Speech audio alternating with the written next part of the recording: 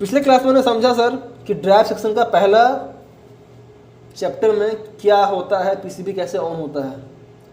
अब PCB on हो चुका है, अब मेरा पिन 27 और 28 से पल्स आउट हो चुका है।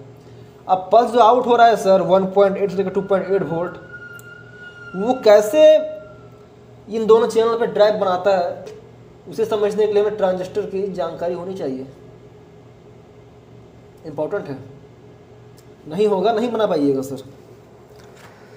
तो थोड़ा सा क्लास से साइड चलते हैं। साइड क्या चलना है, हम पीसीबी से साइड चलते हैं और समझते हैं ट्रांजिस्टर को। ठीक है,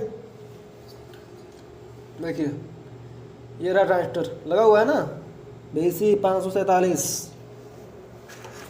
अब देखिए मैं यहाँ पे ट्रांजिस्टर ड्रॉ करता हूँ। ठीक है,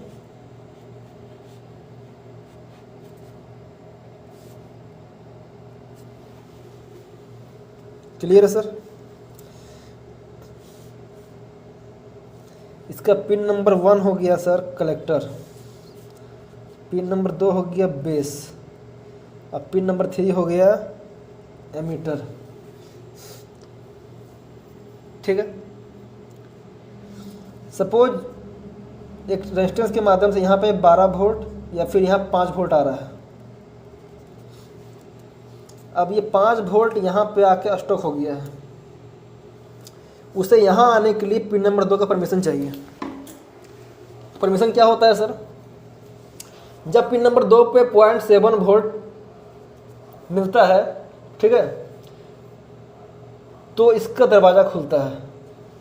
अब ये क्या है भाई साहब, दरवाज़ा देखिए यहाँ पे एक लगा हुआ है दरवाज़ा, इसको इंग्लिश में बोलते हैं डोर।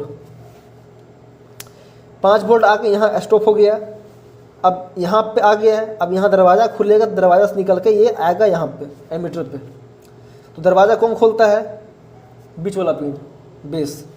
जब इसके बीच वाला पिन पे 0.7 वोल्ट मिलता है, तब जाके यहाँ का सप्लाई जो है वो यहाँ से आउट करता है। अब यहाँ मुझे देना है 0.7 वोल्ट, कैसे दूंगा सर, तो यहाँ पे मैं एक रेगुलेटर के माध्यम से 5 वोल्ट करूँगा जनरेट। कहाँ से करूँ, चलो लगा देता हूँ 7805। ठीक है, अब ये 5 वोल्ट को मैं सीधा उठा के दे दिया यहाँ पे। अब 5 वोल्ट में यहाँ दे दिया तो उतना तो मुझे चाहिए नहीं, यहाँ चाहिए मुझे 0.7 वोल्ट।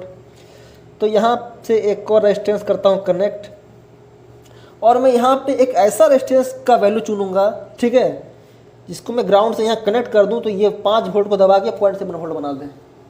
और इंजीनियर को पता होता है कि कौन सा रेजिस्टेंस लगाना है जो कि कितना वोल्टेज दबेगा, और उसी अनुसार से पीसीबी में काम होता है। ठीक है, तो यहाँ किसी एक नंबर को हम कंपल्सरी नहीं कर सकते हैं, क्योंकि हर सर्किट के अनुसार रेजिस्टेंस की वैल्यू घटते बढ़ते रहता है। अब यहाँ पे बन गया 0.7 वोल्ट, जब यहाँ 0.7 वोल्ट बनेगा तो यहाँ का 5 वोल्ट यहाँ से आउट कर दिया। ये हो गया पहला काम। ठीक है, चलिए इससे एक और काम लेते हैं।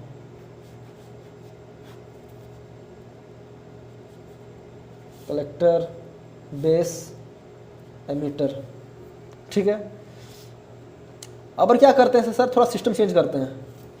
अब इसके कलेक्टर पे कुछ देते ही नहीं है, जा तुम कुछ नहीं मिलेगा। इसके एमीटर पे हम कर देते हैं ग्राउंड को कनेक्ट। ठीक है, अब इस ग्राउंड को कनेक्ट कर दी और यहाँ पे कुछ है ही नहीं, और इसके बेस पे 0.7 वोल्ट मिल गया। अब क्या करेगा, अब ये बोलेगा सुनो यार दरवाज़ा खोलो। चलो मैं खोल दिया यार, दरवाज़ा खोलने के बाद ये बोलेगा सुनो मेरे को जाने दो उधर।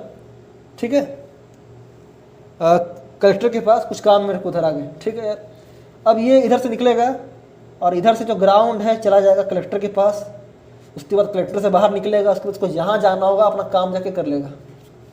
अब ये ग्राउंड को क्यों आउट किया, तो हो सकता है सर यहाँ पे लगा हुआ हो कोई छोटा सा एलईडी बल्ब, ठीक है, जिसको सप्लाई पॉजिटिव का मिला हो पहले से और चाहिए सप्लाई ग्राउंड का, और उसको ग्राउंड दिया गया इस ट्रांजिस्टर के माध्यम से।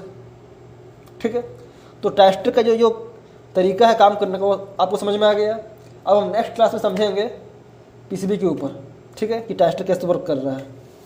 तो दोस्तों एक और बात कहना चाहूँगा कि अगर अभी तक आप लोगों ने मेरे ऑनलाइन क्लास को ज्वाइन नहीं किया है तो बिल्कुल कर सकते हो। आप मेरे ऑनलाइन क्लास में जुड़ के इन्वर्टर रिपेयरिंग प्रोफेशनल तरीके से सीख सकते हो और अपने करियर में चार चांद लगा सकते हो। करना कुछ नहीं है, आपको नीचे डिस्क्रिप्शन में जाके मेरे व्हाट्सएप नंबर पे अपना फुल एड्रेस और नाम लिख के सेंड कर देना है, उसके बाद आपको क्लास की जानकारी दे दी जाएगी। तो मिलते हैं नेक्स्ट वीडियो में, तब तक के लिए जय हिंद, जय भारत।